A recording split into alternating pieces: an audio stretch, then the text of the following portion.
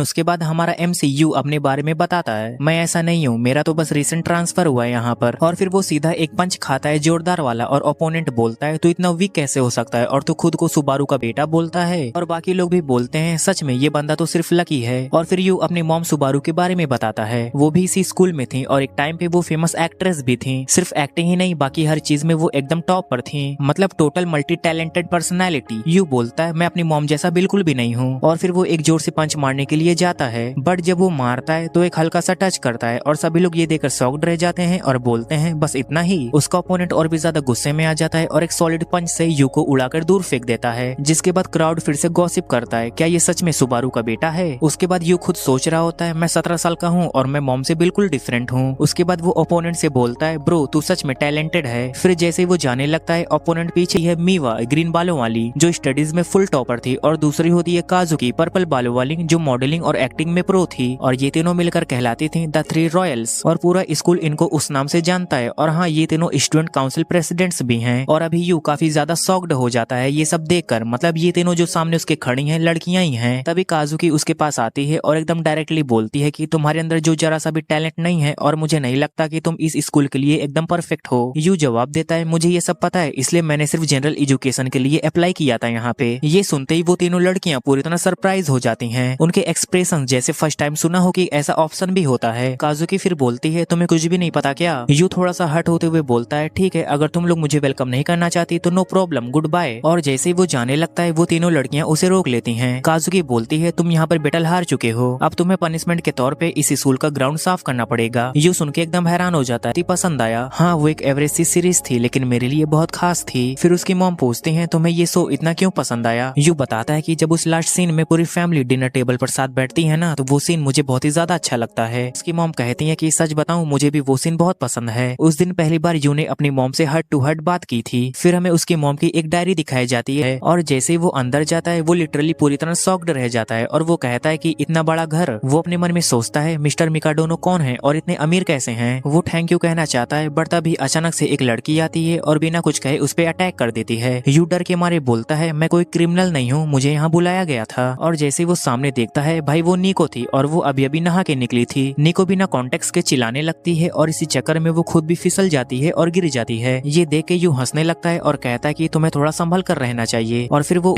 अब scene shift होता है, यू के पास मिस्टर मिकाडोनो का कॉल आता है और वो बोलते हैं कि मुझे उम्मीद है कि तुम्हें घर मिल गया होगा। तुम्हारी मॉम मेरी एक बहुत ही ज्यादा अच्छी दोस्त थी और उन्होंने मुझसे बोला था कि अगर मुझे कुछ हो जाए तो मैं तुम्हारा ध्यान रखूं। फिर वो कैजुअली बोलता है कि मैं तुम्हें एक इम्पोर्टेंट बात बताना भूल गया, मेरे घर में 3 बेटियां हैं और अब से तुम्हें उनके साथ ही रहना होगा एक फैमिली की तरह। ये सुन के यू लिटरली फ्रीज हो जाता है और वो कहता है कि 3 सिस्टर्स एक फैमिली की तरह। और ये बात सिर्फ यू के लिए शॉकिंग नहीं थी, वो तीनों बहनें भी पूरी तरह शॉक हो गई। शांतिपूर्वक वहाँ से निकलने लगता है क्योंकि किसी ने पॉजिटिव रिस्पॉन्स तो दिया ही नहीं था। तभी एक सॉक्स उसके पैर के नीचे आ जाता है और वो स्लिप होने ही वाला होता है, लेकिन उससे पहले काजुकी फटाक से वो सॉक्स उठा के अपनी पॉकेट में डाल देती है। जिसके बाद सीन शिफ्ट होता है और हमें घर के अंदर का हाल दिखाया जाता है। भाई रॉयल तो दूर की बात है, घर लिटरली पूरा जंगल बना हुआ था। बाथरूम चेक करते हैं और वो भी एकदम गंदा निकला। काजुकी अब गुस्से में आके चिल्लाती है कि आज तुम्हारी बारी है साफ सफाई करने की। दूसरी बहन बोलती है तुम भी तो कर सकती हो ना। काजुकी कहती है मेरे पास टाइम नहीं है घर साफ करने का। फिर सबके बीच में जोरदार बहस शुरू हो जाती है कि कौन करेगा। कि तीनों सिस्टर्स एक्सक्यूजेस देने लगती हैं। वो लोग कहती हैं मेरे पास टाइम नहीं है, मैं बिजी हूँ और मुझे और भी काम करने हैं। लेकिन जब तक वो लोग ये सब बोल रहे होते हैं यू लिटरली पूरा घर चमका देता है। निको ये सब देखती है और बोलती है कि ओ मतलब डोजो भी तुम नहीं साफते हुए बोलता है और कुछ साफ करना है क्या। उसके बाद वो तीनों बहनें प्राइवेट में मीटिंग करने लगती हैं और बोलती हैं कि ये लड़का तो काफी यूजफुल लग रहा है। अगली सुबह यू सोचता है आज स्कूल तो बंद है, थोड़ा लेट में उठता हूँ। लेकिन तभी बाहर से जोर जोर से आवाज आने लगती है। वो जाके देखता है निको अपने डोजो में मार्शल आर्ट्स की प्रैक्टिस कर रही होती है। फिर वो मीवा के पास जाता है और वो देखता है कि वो 2 प्लेयर की गेम अकेले ही खेल रही होती है। फिर वो काजुकी के पास जाता है और वो कोई ग्रीन कलर की ड्रिंक पी रही होती है और यू है। और फिर वो बोलती है तुम घर का ध्यान रखना, मुझे थिएटर जाना है। यू कंफ्यूज होकर पूछता है लेकिन आज तो स्कूल बंद है तो आज जा कहाँ रही हो। काजुकी बोलती है थिएटर में स्टडी करने के लिए और निको को भी ट्रेनिंग करनी है। यू बोलता है लेकिन तुमने तो ब्रेकफास्ट किया ही नहीं। काजुकी कहती है हाँ हम लोग ब्रेकफास्ट नहीं करते। मीवा भी सिर्फ एक स्नैक्स खा लेती है। यू शॉक्ड होकर कहता है ये सब लोग मेरी माँ की तरह ही तो बिहेव कर रहे हैं, मैं भी कभी अपनी माँ के साथ ब्रेकफास्ट नहीं कर पाया था। और फिर वो अपना ब्रेकफास्ट बनाता है और उसी वक्त निको आ जाती है। निको पूछती है इतनी सुबह सुबह तुमने ये खाना कहाँ से लाया है। यू कहता है मैंने लाया नहीं, मैंने बनाया है। फिर वो निको से पूछता है क्या तुम ये टेस्ट करना चाहोगी। निको तो पहले मना कर देती है लेकिन लेकिन यू थोड़ा टीजिंग टोन में बोलता है और निको भी इंटरेस्टेड होती है, लेकिन वो स्ट्रिक्ट एक्सप्रेशन में बोलती है मुझे डैड का ध्यान रखना पड़ता है, बेस्ट एथलीट बनने के लिए रैंडमली कुछ भी नहीं खा सकते हम लोग। यू सोचो बहनें घर से निकलने लगती हैं और तभी यू बोलता है तुम लोग कुछ भूल गई हो। ये सुन के तीनों बहनें शॉक्ड हो जाती हैं और अपने बैग्स चेक करने लगती हैं। फिर वो बोलती हैं हमने तो कुछ भी नहीं भूला, क्या बकवास कर रहे हो तुम। यू मुस्कुरा कर कहता है हैव अ नाइस डे। ये सुनने के बाद तीनों बहनें एक सेकंड के लिए फ्रीज हो जाती हैं और फिर उन लोगों का मूड चेंज होता है और वो लोग गुस्सा दिखाकर निकल जाती हैं। यू मुस्कुराते हुए सोचता है चाहे कुछ भी हो एक अच्छी फैमिली का रूल है डे स्टार्ट करने से पहले बोलते हैं हैव अ नाइस डे। अब नेक्स्ट सीन में हमें दिखता है कि निको ब्लश कर रही होती है और बाकी दोनों बहनें भी सीक्रेटली ब्लश कर रही होती हैं। सब लोग सोच रही होती हैं वैसे सुनना तो अच्छा लगता है। उसके बाद हम देखते हैं कि यू को मिकाडोनो का कॉल आता है और वो कहते हैं कि मुझे लगता है कि तुम्हें मेरी बेटियों के साथ रहना अच्छा लगा होगा। यू कहता है हाँ इंटरेस्टिंग एक्सपीरियंस था। मिकाडोनो कहता है मैं बिजी हूँ, कुछ टाइम तक मिल नहीं पाऊंगा, पर मुझे तुमसे एक काम चाहिए। मेरी डॉटर्स के आगे बहुत चैलेंजेस आने वाले हैं और मैं चाहता हूँ कि तुम उनकी हेल्प करो। और ये सुनकर यू शॉक हो जाता है।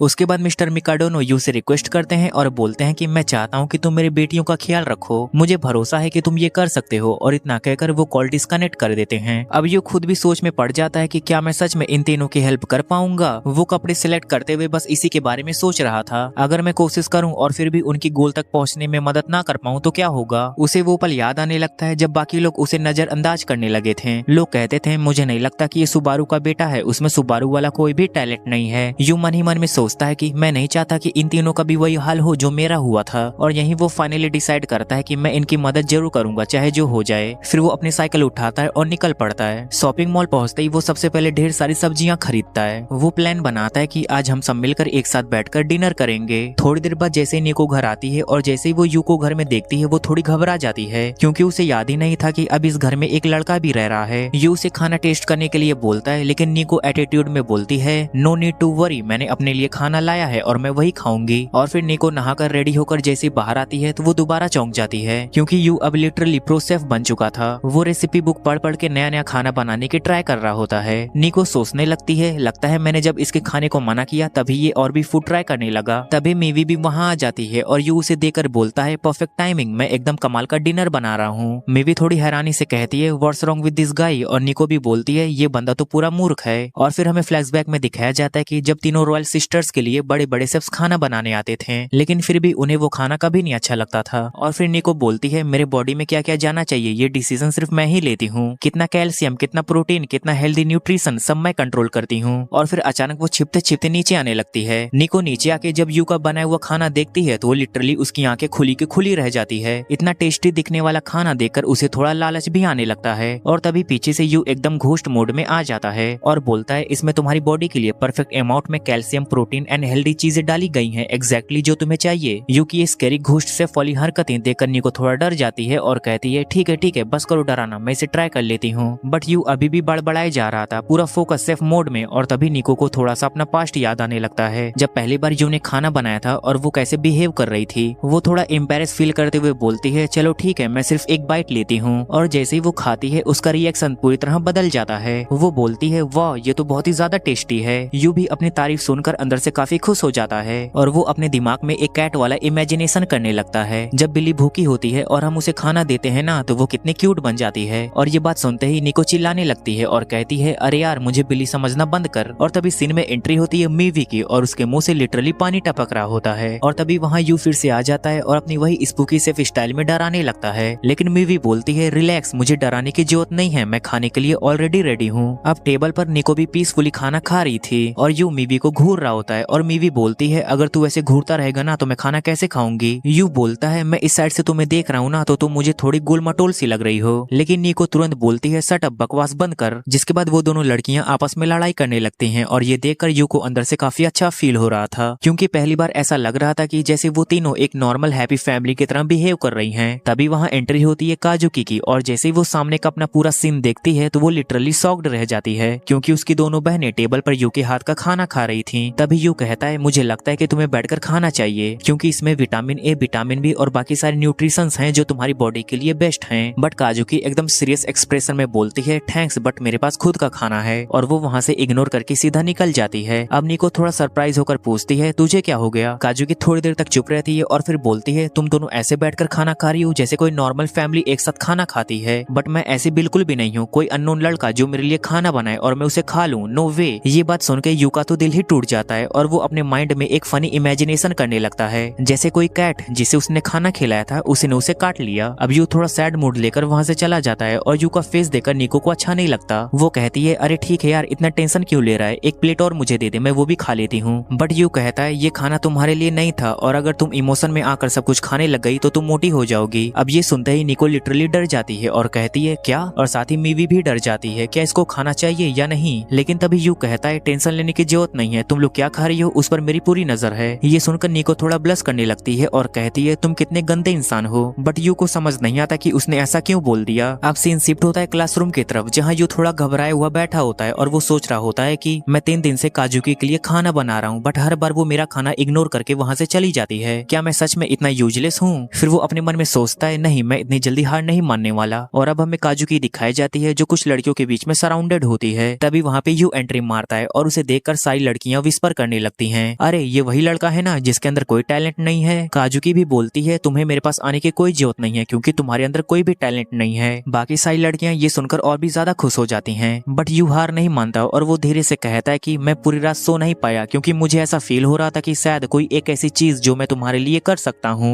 अब यू फिर से कहता है तुम बिल्कुल भी बुरा मत मानना। बट जैसे ही वो ये बात कहता है बाकी सारी लड़कियां एकदम शॉक्ड हो जाती हैं क्योंकि यू बात कर रहा होता है कुकिंग की, बट सारी लड़कियां कुछ और ही समझने लगी थी। काजुकी गुस्से में बोलती है तुम्हारे चक्कर में सबके दिमाग में कुछ अलग ही आइडिया आ रहे हैं। और उसके बाद यू बोलता है ठीक है घर पे चल के बात करते हैं। ये सुनते ही बाकी लड़कियां एकदम कंफ्यूज हो जाती हैं और वो बोलती हैं वेट, क्या तुम दोनों रिलेशनशिप में हो? और यू वहाँ से शांति से खींचक लेता है। अब यू सोचता है लगता है निको मेरी मदद कर सकती है, उसे ट्राई करता हूँ। अब सीन शिफ्ट होता है जिम हॉल की तरफ जहाँ निको अपनी मार्शल आर्ट्स टीम के साथ प्रैक्टिस कर रही होती है। तभी वहाँ यू एंट्री मारता है और कहता है निको सान हाउ आर यू। बट निको उसे देखते ही गुस्से में आ जाती है और बाकी 2 लड़के यू को घेर लेते हैं और कहते हैं तेरी हिम्मत कैसे हुई यहाँ आने की। ये देख के यू थोड़ा डर जाता है और वहाँ से भाग जाता है। अब बस एक ऑप्शन बचा है मेवी। अब क्लासरूम में हमें मेवी दिखती है जहाँ 3 लड़कियाँ किसी सवाल पे कंफ्यूज होती हैं बट मेवी उस सवाल को एकदम इजीली सॉल्व कर देती है। ये देख के लड़कियाँ एकदम चौंक जाती हैं और जाते जाते बोलती हैं रॉयल है तो एटीट्यूड दिखा रही है। ये सारी बातें यू सुन रहा होता है और वो सोचता है घर पे तो ये कितनी खुश रहती है बट यहाँ पर तो एकदम अकेली सी दिख रही है। फिर वो उसके पास जाकर बोलता है मेरे साथ लंच करना चाहोगी? बट मेवी उठकर सीधे चली जाती है और कहती है मेरा पीछा मत करो। बट यू पीछे पीछे जाता है और बोलता है तुम्हें मेरे साथ लंच करना ही होगा। अब दोनों पूरी स्कूल में दौड़ने लगते हैं और फाइनली दोनों थक जाते हैं। यू कहता है अब तो तुम थक गई हो, चलो अब लंच कर लो। बट मेवी बोलती है मैं बिल्कुल भी नहीं थकी हूँ। अब यू बोलता है तुम क्लासरूम में एकदम शांत थी। ये सुन के मेवी धीरे से कहती है उन लोगों से बात करने का कोई मतलब नहीं है, वो लोग मेरे लेवल की नहीं है, मैं उनसे बहुत अलग हूँ। तब यू कहता है मैं तुम्हें समझ सकता हूँ। मेवी थोड़ी हैरान होकर पूछती है तुम मेरी बात कैसे समझ सकते हो? यू कहता है क्योंकि मैं भी एक रॉयल हूँ। अब जैसे यू बोलता है कि मैं भी एक रॉयल हूँ तो मेवी एकदम शॉक्ड रह जाती है और वो पूछती है तुम मजाक तो नहीं कर रहे हो ना? यू पूरी सच्चाई तो नहीं बताता लेकिन अपनी माँ के बारे में थोड़ा बहुत शेयर करता है। पर तभी यू की हरकतें थोड़ी वियर्ड सी हो जाती हैं और मेवी गुस्से में बोलती है सबसे पहले तुम्हें ये पागलों वाली हरकतें बंद करनी चाहिए। पर फिर भी जब वो उसकी तरफ देखती है ना तो वो हंसने लगती है और वो हंसी सच में दिल को छू जाने वाली होती है। अब दोनों साथ में बैठकर खाना खा रहे होते हैं और मेवी याद करती है एक पुरानी बात। जब काजुकी 3 साल की थी तब उसने सीक्रेटली माँ से रिक्वेस्ट की थी कि उसके लिए अकेले खाना बनाए। अब यू अपने मन में सोचता है मुझे ऐसा खाना बनाना चाहिए जो काजुकी को पसंद आए। तभी वहाँ अचानक काजुकी आ जाती है और जो उससे कुछ कहता उससे पहले वो बेहोश हो जाती है। काजुकी कहती है बस हल्का सा फीवर है, शायद मैं थक गई हूँ। लेकिन जब निको उसका माथा चेक करती है तो उसका हाथ जलने लगता है और सब लोग समझते हैं कि उसकी हालत ठीक नहीं है। जिसके बाद यू उसके लिए खाना लाता है बट काजुकी सबको इग्नोर करके अपने कमरे में बंद हो जाती है। अब दोनों बहनें आपस में बात करती हैं। अब उसे लीड रोल मिला है तो शायद वो रिहर्सल में खुद को झोंक रही है। यू बोलता है पर उसे रेस्ट की भी जरूरत है और टाइम पे खाना भी। वो फिर से खाना लेकर काजुकी के कमरे में जाता है बट काजुकी गुस्से में उसे बाहर निकालने के लिए आती है बट तभी वो एकदम से बेहोश होकर गिर जाती है। यू उसे पकड़ता है और कहता है तुम तो बहुत वीक हो, इतना भी नहीं कि तुम मुझे रोक सको। फिर वो बोलता है जब तक तुम ठीक नहीं हो जाती तब तक मैं तुम्हारा पार्टनर बनूंगा। काजुकी कहती है तुमसे नहीं होगा बट यू स्टाइल मारते हुए कहता है फिक्र मत करो मैं कर लूंगा। अब वो दोनों प्रिंस और प्रिंसेस का रोल करने लगते हैं और यू की एक्टिंग सच में मजेदार होती है। एक सीन में तो वो दरवाजे के बाहर खड़ा होता है और वो मस्त डायलॉग मारता है, प्लीज मुझे अंदर आने दो, मेरी मम्मी ने मुझे एक्टिंग सिखाई है। लेकिन काजुकी दरवाजा बंद कर देती है और कहती है नो थैंक्स। ये सब देख के यू हिम्मत नहीं हारता, हर एक नए दिन डायलॉग लेकर उसके कमरे के सामने परफॉर्मेंस देता है। अब काजुकी रूम में लेटी सोच रही होती है, क्या ये पागल है, क्या इसे पता नहीं कि प्रो बनने के लिए कितना मेहनत करना पड़ता है। फिर वो अपने पास्ट को याद करने लगती है जहाँ लोग उसकी तारीफ कर रहे होते हैं। उसके बाद वो कहती है मेरे पास कोई ऑप्शन नहीं है, मैं फेल नहीं हो सकती। वो नीचे जाती है और देखती है यू अभी भी एक्टिंग की प्रैक्टिस कर रहा है। वो अपने मन में सोचती है इतना प्रैक्टिस करने के बाद भी इतना बेकार एक्टिंग कैसे हो सकता है, लेकिन फिर भी उसको यू को कोशिश करते देख बहुत अच्छा लगता है। अगले दिन रिहर्सल में यू एक परफेक्ट डायलॉग बोल देता है। ये सुन के काजुकी एकदम शॉक हो जाती है और कहती है वाओ अच्छा बोला। अपने तारीफ सुन के यू प्राउड फील करता है और बोलता है 14 साल के फेलियर के बाद फाइनली मम्मी मैं एक्टर बन गया। काजुकी फिर बोलती है काश मैं जल्दी से ठीक हो जाऊं और अपनी एक्टिंग क्लास में वापस जा सकूं। जिसके बाद वो यू को देकर मुस्कुराने लगती है और कहती है लगता है तुम जीत गए क्योंकि मैंने तुम्हारा खाना खा लिया। यू खुश हो जाता है और काजुकी पूछती है क्या मैं एक डिश रिक्वेस्ट कर सकती हूँ। यू कहता है बिल्कुल, क्या बनवाना है। काजुकी थोड़ा शर्मा जाती है और बिना कुछ बोले बिस्तर पे जाके सो जाती है। बाद में वो धीरे धीरे बताने लगती है मुझे ये वेगीज बिल्कुल भी पसंद नहीं है। यू सुनकर शौक हो जाता है और कहता है इतनी सारी चीजें पसंद नहीं है तो आखिर पसंद क्या है। Are you even a grow up, या सच में तुम एक बच्ची हो। और गाइस इसी के साथ इस एनिमे का एपिसोड 1 और एपिसोड 2 यहीं पर खत्म होता है। ये एक ऑनगोइंग एनिमे है तो हर एक वीक में सिर्फ एक ही एपिसोड आएंगे। तो मिलते हैं इसके एपिसोड 3 में, तब तक के लिए बाय।